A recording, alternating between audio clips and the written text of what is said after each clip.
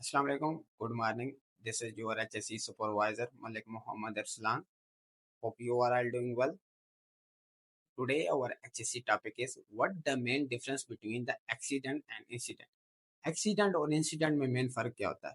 आज की वीडियो में मैं आपको ये बताऊंगा। अगर एक्सीडेंट की बात करें, an unwanted unplanned event which result in loss of any kind. Unwanted, ना चाहते हुए, गैर मुतवक्का तौर पे एक ऐसा वाकया जिसकी वजह से आपको इंजरी होती है, इन्वायरमेंटल डैमेज होता है या प्रॉपर्टी लॉस हो जाता है। ऐसा गैर मुतवक्की वाकया जिसकी वजह से किसी वर्कर की मौत हो जाती है, किसी इंसान की मौत हो जाती है, प्रॉपर्टी को डैमेज होता है और एनवायरनमेंट को डैमेज होता है, उसे एक्सीडेंट कहते हैं।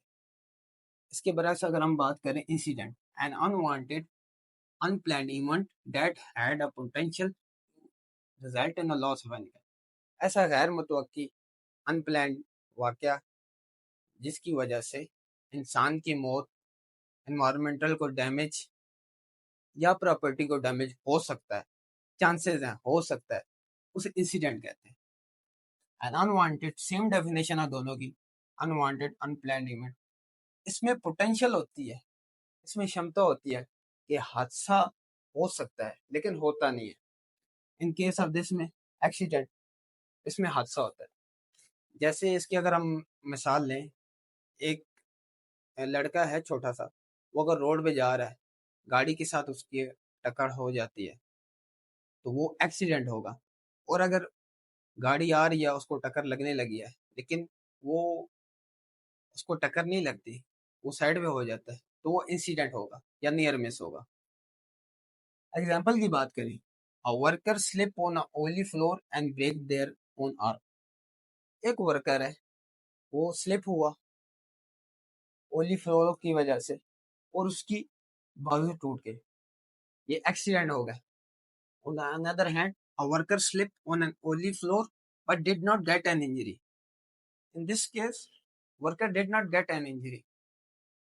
यहाँ पे उसकी बाजू टूट गई लेकिन यहाँ पे उसको कुछ भी इंजरी नहीं हुई, ना बाजू टूटी, ना पाँव टूटा, ना कुछ ऐसा वैसा, उसमें वो बच गया, उसे इंसिडेंट कहेंगे। सेकंड एग्जांपल, नियर मिस की बात करें, near miss type of incident that came close to being accident. ये एक टर्म होती है इंसिडेंट की, सेम इसी की तरह। अगर इसकी हम एग्जांपल की बात करें, a spanner fall from scaffolding and land a few away from work. एक स्पैनर है, स्पैनर वो हाइट से फॉल हुआ, फॉल होके नीचे गिरा, लेकिन नीचे वर्कर मौजूद नहीं था और नियर मिस हो गया। आपको बात समझ आ रही?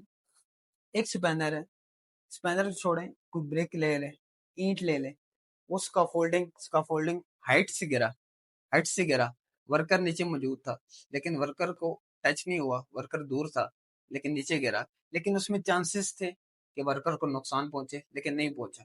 वो क्या हुआ? नियर मिस हो गया। एक्सीडेंट में a spanner fall from scaffolding and hit a worker on shoulder, cause injury.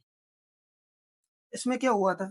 Spanner गिरा था, टूल गिरा था हाइट से और वर्कर को कोई इंजरी नहीं हुई, करीब से गुजर गया। लेकिन इन केस वर्कर नीचे मौजूद था, स्पैनर ऊपर से गिरा, टूल गिरा ऊपर से, नीचे आकर उसको शोल्डर पे हिट किया और उसको इंजरी हो गई। मेन डिफरेंस इसमें ये है।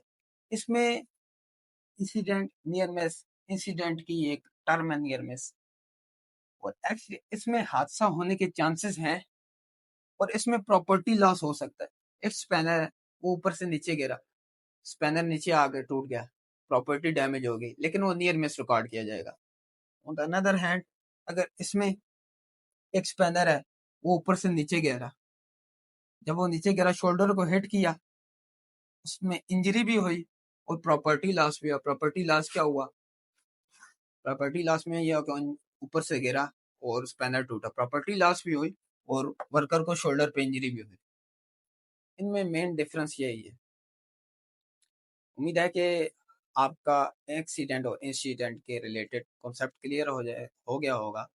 इसमें मेन डेफिनेशन यही है, दोनों की शॉर्ट सी डेफिनेशंस हैं जो आपने प्रिपेयर कर लेनी है इंटरव्यू के लिए। इसके अलावा एग्जांपल है, एक वर्कर है, वो ऑयल की वजह से स्लिप हो गया और उसका शोल्डर टूट गया या लेग टूट गई, इंसिडेंट है, एक्सीडेंट है।